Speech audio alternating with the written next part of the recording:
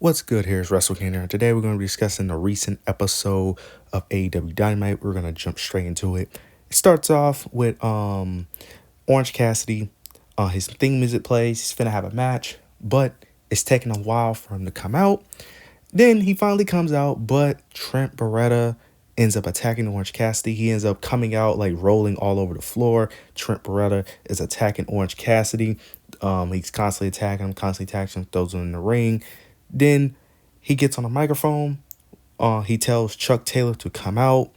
Tells Chuck Taylor it's basically time to tell me how, tell him, is he aligning with him? Chuck Taylor ends up coming out. They're both in the ring. Trent ends up telling Chuck that he's sorry. He's sorry that he didn't do this a long time ago. He's sorry that he spent 5 years hugging this narcissistic prick, which is referring to Orange Cassidy. He is saying that he said, do you remember when he was supposed to be our mascot, but he made us his lackeys? We did everything for him and he gave us nothing. He doesn't care about you. I'm your friend. He's not. I love you, man. Do the right thing. He's waiting for Chuck Taylor's response. Chuck Taylor ends up saying, I always thought you was a piece of shit, and ends up punching Trent Beretta. The crowd goes crazy. Trent Beretta goes outside the ring, and that's the end of that segment there. So Chuck Taylor, of course, is aligning himself with Orange Cassidy. Very curious to see how this story plays out. I'm getting a little bit more intrigued in the Trent. I'm really getting intrigued with Trent Beretta as a heel. I'm enjoying what he does because I did like how they set it up too, because they was doing the typical, where they both put their hands in the air to hug, but he ended up putting his hands in the air, then put it down, and then end up saying, I always thought you was a piece of shit. So really love that. Next, we got a quick little promo with Jon Moxley. I'm not going to talk too much. Jon Moxley was basically hyping up his match with Powerhouse Hobbs. Nothing too major, but he was just hyping up his match for Powerhouse Hobbs for the IWGP Championship. Next, we got Swer Strickland versus Kyle Fletcher in an eliminator match. Kyle Fletcher, if he loses the match, basically loses his opportunity to be the number one contender for Swerve Strickland title at Double or Nothing. This was a decent match, solid match. Nothing too special here. It was some good things that happened in this match though. One thing that was very entertaining and fun was Swerve Strickland and Kyle Fletcher was outside, and Kyle Fletcher was talking to a woman outside the match. He was joking, laughing it with her, and then he starts, fist bumping some of the fans in the crowd. Then after he walks away, the crowd starts chanting, get her number. They start chanting, get her number. And then Swerve turns to the lady and basically did like a hand signal, like write your number down type thing. And then the crowd went crazy. I loved that. That was very smooth how he did that too. That was very smooth. But we get towards the ending sequence. Swerve did no, in the middle of the match, he did like a neck breaker onto the ring apron to Kyle. And then he ends up, after he did the neck breaker on the ring apron, still on the ring apron, he ends up doing a swerve stop on the ring apron. That was very sick. It was a moment where in the match, Kyle Fletcher ended up refusing to listen to Don Callis. Because in the match, Swerve Strickland was like in the turnbuckle, and Kyle Fletcher was outside. Don Callis told him to like get something, which was a table, but Kyle Fletcher didn't do it. He refused to get the item that he was supposed to get, and he ends up refusing to listen to Don Callis, and that cost him the match. Swerve Strickland was able to recover. They're both on the top rope, and Swerve Strickland ends up hitting a swerve drop off the top rope. Kyle Fletcher ends up kicking out, and then Swerve Strickland ends up doing a house call to win the match. And it looks like they're teasing potential. They could be teasing something with Kyle Fletcher. Maybe he go on a babyface run. Maybe he get kicked out of Don Callis family. Because later on, there's going to be another segment where Kyle Fletcher, it looks like he's not really rocking with Don Callis. But we're going to see how that plays out. Also, Kenny Omega is set to return for next week. Very excited for that. I hope he's in good condition and good health. I hope he's had a full recovery. Really hope so. Because Kenny Omega is amazing in the ring, but not even just for his in-ring work, but just for him as a human being in good health in general. I hope it's good news. Hope that he can fully come back, especially because this is his job. This is something he obviously loves, and I can't wait for next week for him to return. Next, we got Thunder Rosa. She's getting interviewed, and the reporter is talking about her not being AEW champion, her match at Dynasty. Thunder Rosa was basically saying she wasn't going to make excuses, but then kind of made excuses. She brought up Dianna Perazzo. She said that Dianna Perazzo got in her business. She shouldn't have been in the match. Said that Tony Storm ended up low blowing her. But in the middle of that, Dianna Perazzo interrupts her, ends up saying that she ends up talking to Thunder Rosa. She obviously don't like what Thunder Rosa said about her. She ends up saying that every time you say my name, you always got my name in your mouth. If you got something to say it to my face. She said that I helped you in that match. I took out, Mariah May. You lost that match on your own. It's not my fault. Then she ends up pushing Thunder Rosa. Then Thunder Rosa pushed her back. Security has to break them up. So it looks like they're still going to run this feud, which I'm not mad at. I'm actually very interested in this feud. I'm interested to see how they do this, because I do think Dianna Perazzo should be away from the title scene just for a bit, just to protect her, because no one's going to beat Tony Storm for a while. So it's good that they separate these women to protect them, because none of these women should be going after Tony Storm for at least another month or two. And you know what I'm saying? Because Tony Storm is not losing that title anytime soon. Next, we got Mina versus Anna Jay. Anna Jay. This match is going off the story from 2 weeks ago, if I'm not mistaken, where Mina came for the save of Mariah May when Anna Jay ended up attacking her. So they're playing up that story. This was a decent match, nothing too special. Mina ends up winning by a roll-up pin. After the match, Anna Jay ends up attacking Mariah May and Mina, because Mariah May was in the corner of Mina in this match. Attacks Mariah May and Mina, and then she ends up putting Mariah May in a Queen Slayer. That's what I think it was called. She ends up putting her in a Queen Slayer. Tony Storm comes in for the save. Anna Jay ends up rolling out the ring, ends up leaving, but then Serena Deeb, I think that's what her name is. She ends up coming out. Her music hits. She comes out. The title was like right next to the ring, right next to like the entrance ramp or whatever. She ends up sitting down. She was saying something to the camera, but the music was so loud and it was still playing. I don't know why they did that. They could have just cut the music off, but they was playing the music while she was trying to say something to the camera. But towards the end, she ends up saying that I will be AEW's women's champion. So it looks like she's going to be the next person to challenge Tony Storm, and we'll see. Now, I don't know much about Serena. I seen like some of the things. I seen like some of like, not really promos, more of her interview segments. I haven't seen her in the ring or anything. I don't know if she's new. I'm assuming she's not, but haven't seen much from her, so I don't really have an opinion on her, but I'm interested to see where it goes. Next, we got Willow Nightingale, her championship celebration. Starts off with Stokely, Chris Statlander, Willow, talking about Stokely was talking about how he didn't like Willow, how they had their ups and downs, etc., etc. Willow is about to talk, she talks about her journey, talk about how she became all elite and all that. Then Mercedes comes out, interrupts, like she always does, because she just doesn't like Willow. I understand why, but always got to ruin Willow's moment. Then she comes out. Willow ends up saying that it seems like you have something against me, because this is the third or fourth time, she said, that you interrupted me, constantly ruining my moment, and this is my moment. So and she ends up saying, if you have something to say, just say it. Mercedes ends up saying that I just came here to just congratulate you on your championship, and that because pretty soon you'll be looking at the new TBS champion. Then she ends up saying that I really came to ask you if you were the one that attacked me 2 weeks ago.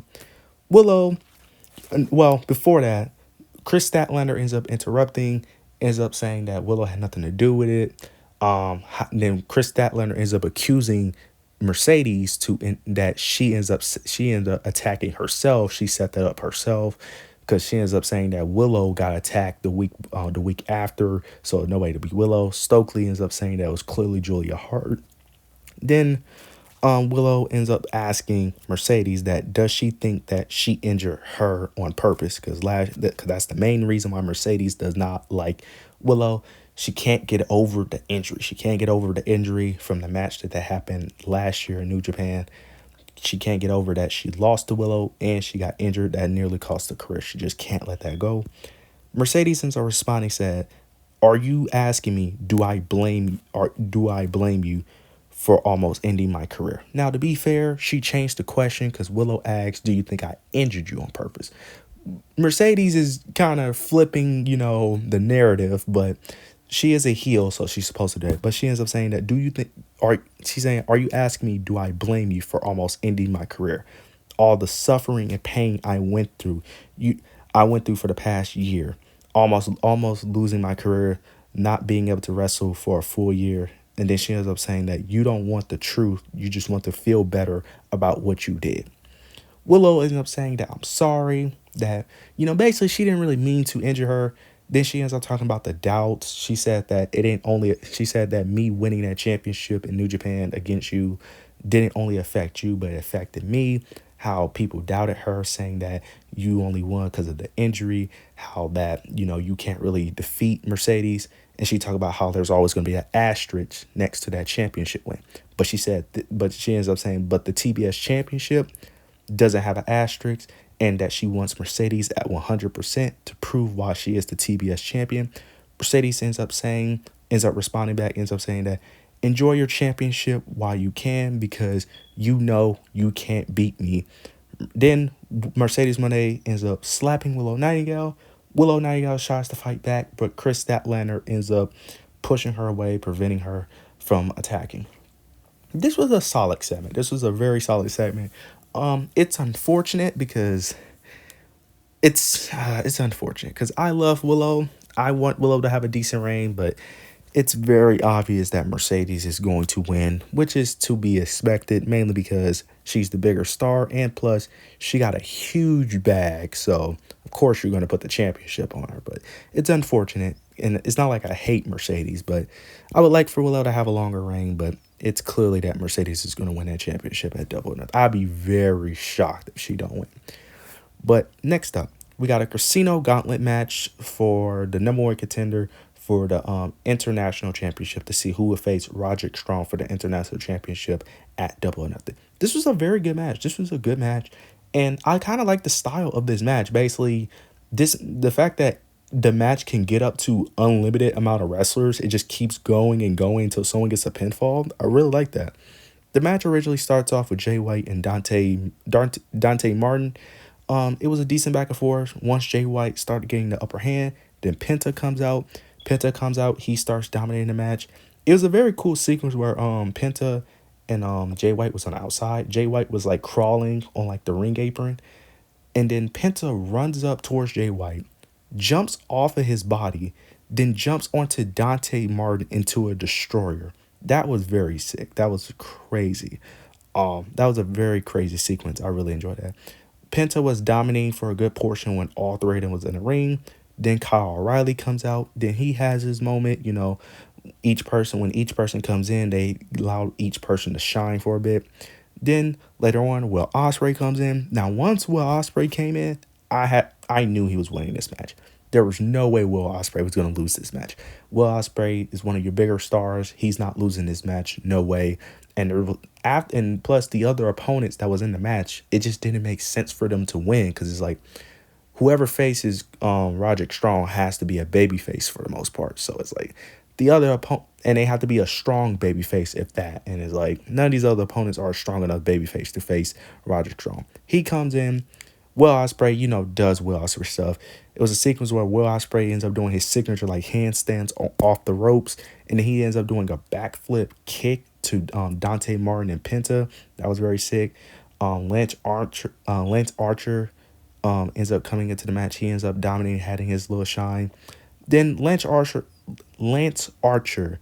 ends up setting up two tables, which comes in for a spot where Commander ends up coming in later in the match. He ends up doing a Hurricanrana, which was the first thing he did. The first thing he did was come in, went after Lance, ends up doing a Hurricanrana onto the tables that Lance Archer sets up.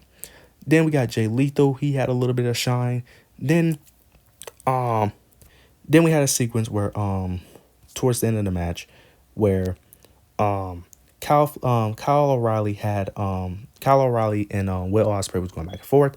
Will Ospreay gets the upper hand, and Will Ospreay tries to go for the Tiger Power Driver, but he ends up stopping because he said that he didn't want to do that move anymore because of the Bryan Danielson injury. Kyle O'Reilly ends up taking advantage of that because Will Ospreay ends up stopping the move, and then Kyle O'Reilly ends up putting him into like an arm lock. Commander ends up jumping off the top rope onto Kyle O'Reilly. Because Will Ospreay ends up getting out of the arm lock just in time for so he could avoid Commander's top rope dive. Then Commander tried to go for the pin, but Will Ospreay ends up doing the hidden blade, and then he ends up picking up the victory there. Then after the match, the Undisputed Kingdom comes out. All the members comes out. Adam Cole is there. Everyone comes out. Then Roger Strong gets in the ring, and him and Will Ospreay ends up having a face-off. I knew this was good. I really love this match. I like that Will Ospreay is facing Roger Strong. He's obviously not going to beat. He's not going to beat Roger Strong, even though they're going to make it seem like he will, but he won't. This would be a great match. Some way something's going to happen because either Roderick Strong or Undisputed Kingdom is going to interfere in this match some way, or he's going to get screwed somehow. He's going to get screwed somehow to protect him, but they're not taking that title off of Roger Strong. But he is a good competitor for Roger Strong, and that should be a banger of the match. Next, we got Chris Jericho. He has a promo. He's coming out with a new gimmick. He's calling himself he calling himself the learning tree of Chris Jericho. But he comes out. He gets into it. He starts talking about Hook. He says that Hook still needs to learn some things from the learning tree and lessons I want to teach him, which includes getting rid of the dead weight that surrounds him, like his father Taz and Shibata. And then he ends up saying that you need to listen to me when I say stay down. I told you to stay down, but you wouldn't. You kept getting up, and you forced me to use a baseball bat. Chris Jericho is playing like this, like he playing this character like he's the hero, like he's the good guy, like he's trying to uplift and motivate new talent. Like he was coming off very condescending in his promo, like he's like this good guy. He's the innocent one, and he's the one that should be looked at as the good guy in this. And it was I don't know how I feel about this because I don't hate this gimmick. I don't love it either, but to be fair, I need to let it play out. Now, the way he's acting, he's trying to act like a babyface, but I really think he's a heel. Like it's not confirmed he's a heel, but like I think he's more so a heel. He was getting booed in this too, because Jericho has not been liked for a while now. So this gimmick has potential. I don't hate it, but I don't love it either. But Jericho was about to talk about the Jericho Vortex. But then Big Bill comes out, and Big Bill ends up saying that he basically wants to be a part of the learning tree of Chris Jericho. Talks about how that he wants to be under Chris Jericho wing, and that Chris Jericho should help him be underneath his ring. Chris Jericho ends up saying that I think about it and I keep my eye on you. So we'll see where this goes. I think I know why they're putting Big Bill in this situation because I know that, well, I've been hearing that Ricky Starks is not happy with AEW. He's not happy with his positioning, and that he's probably going to leave. So they're probably breaking up Big Bill and Ricky Starks, because that's probably why we haven't seen much of Ricky Starks on TV. So they're probably going to not have Ricky Starks be on TV much and have Big Bill do something else. So this, like I said, this has potential. This has potential, but I got to see how it plays out because I don't hate it, but I also don't love it. Next, we got the Don Callis interview with Kyle Fletcher, Don Callis, and Will Ospreay. Don Callis ends up asking Will Ospreay why didn't he do the Tiger Power Driver, and then Will Ospreay ends up responding saying that he didn't do it because he said he wasn't going to do the move anymore and that he can't do the move anymore. He's done and that move should be retired. Don Callis does not care. He's like he doesn't care. Because Will Ospreay said he didn't want to do it because Bryan Danielson injury because of the neck. Don Callis basically just did not care. He was like, I don't care about that. I don't care how many neck injuries such and so has. Just doesn't care. He wants Will Ospreay to win by any means necessary. Kyle Fletcher tries to intervene. He ends up saying that he won the match. It doesn't matter. He's gonna win the championship. But Don Callis ends up interrupting, ends up saying that you are the last person to be talking about winning anything. And then Kyle Fletcher had, a sad look on his face. He had a very upset look on his face. And then Don Callis ends up saying to Will Ospreay that you're going to win the international championship and you're going to give him another broken neck injury for all I care. Then afterwards, Will Ospreay, Kyle Fletcher look very upset. They look very upset. Kyle Fletcher ends up apologizing to Will Ospreay, and Will Ospreay says that it's no problem.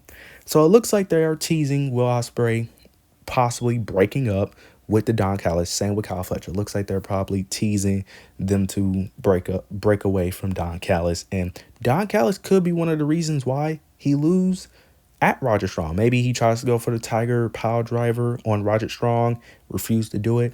Don Callis don't like that. Don Callis ends up interfering, costs him the match. It could be Don Callis that costs him the match at Double or Nothing. Next, we got a quick thing with Shibata and Renee. Renee ends up talking about what Chris Jericho said. Shibata basically, said that he's going to fight Chris Jericho next week. That's basically what he said. He's going to fight Chris Jericho, put him in his place, and next week we got Shibata and Chris Jericho. Now, we got Jon Moxley. Well, actually, the Jon Moxley match happened before the Shibata interview, but Jon Moxley versus Powerhouse Hobbs for the IWGP Championship. I'm not going to speak too much on this match. This match for me was very boring, in my opinion. I didn't like this match. I was very bored throughout this match. Like, I'm going to be honest with you. I was very bored. Jon Moxley wins. That's all you need to know. Jon Moxley ends up winning. After the match, though, Konosuke Takeshita ends up coming out. And basically, he ends up saying that he ends up challenging Jon Moxley. He ends up doing like the championship weight around his waist, thing. And Konosuke wants a championship opportunity against Jon Moxley. And most likely that's going to be the Double or Nothing match. They're not doing that match on Dynamite. It makes no sense to do it on Dynamite. They definitely have to build that up towards Double or Nothing. Plus, Jon Moxley is feuding with the Don Callis family because he did mention that earlier in his earlier promo that he still has problems with the Don Callis family. So they're definitely going to have to build up for Double or Nothing. Now we get to the main event segment, the last segment of the show. We got Jack Perry, Tony Khan. Jack Perry comes out. And the moment he comes out and comes in the ring, he got a huge pop. Comes in the ring, and then you get Cry Me a River chants. The crowd was constantly chanting Cry Me a River. Then Jack Perry eventually ends up calling out Tony Khan to come out to the ring. They're both in the ring. Jack Perry ends up talking about, the ups and downs of him and Tony Khan, their relationship. But he ends up saying that he always wanted what's best for AEW. And then he ends up asking Tony Khan to shake his hand and to reinstate him into AEW. They end up hugging. But you knew something was going to go wrong because there's no reason for them to just have a moment where they just reinstate him by a hug. He ends up, while they're hugging, he ends up looking at the camera and smiling. He did this for like 10 seconds. Like, he made it, like, it was so obvious that he was about to turn on Tony Khan. Like, he directly looked at the camera on purpose and smiled. Did that for like 10 seconds. Then, Tony Khan is holding his hand, showing respect. Then Jack Perry attacks Tony Khan. He's attacking Tony Khan. Then the Young Bucks ends up coming out. Young Bucks and Okada ends up coming out. And the way they set this up, they end up making it seem like Young Bucks and Okada was protecting Tony Khan, because Young Bucks ends up saying, "What are you doing? That's a billionaire. What are you doing? Why are you attacking him?" It made like that's what they said. They ended up saying, "Why are you attacking him? He's a billionaire." Then they start picking him up. Young Bucks ends up picking up Tony Khan from like one side, like from on the left side, Nick Jackson ends up picking him up. On the right side, Matt Jackson picks him up. But the way they picked him up, it looked like they was about to do their EVP trigger on him. But they end up, not doing it, showing that they're not going to attack him. Then out of nowhere, Matt Jackson picks up Tony Khan, puts him in like a tombstone sequence, and then Nicholas Jackson ends up going to the top rope, and then he does a swanton bomb into a pile driver onto Tony Khan. And that's how the show ends. And I don't know where this is going to go, but I will say I am very interested. I am very interested in this story, and I'm interested to see what Jack Perry does. Jack Perry looks like he's getting good heel heat. You got the Young Bucks, of course. You got Okada. This was a decent episode of. This was an alright episode of Dynamite. I'm just gonna be honest. It was alright. Nothing too major happened, but we got some stuff setting up for. But this is the beginning stages of setting up the build towards Double or Nothing. So not too mad at it. But I'm not gonna speak too much. Like I said, this was a okay episode. Not bad, but not good either. But you guys let me know what you guys thought of this episode of Dynamite. This video probably won't be that long, but you guys let me know what you guys thought of this episode of Dynamite. Make sure you like, comment, and subscribe. But yeah, that's it.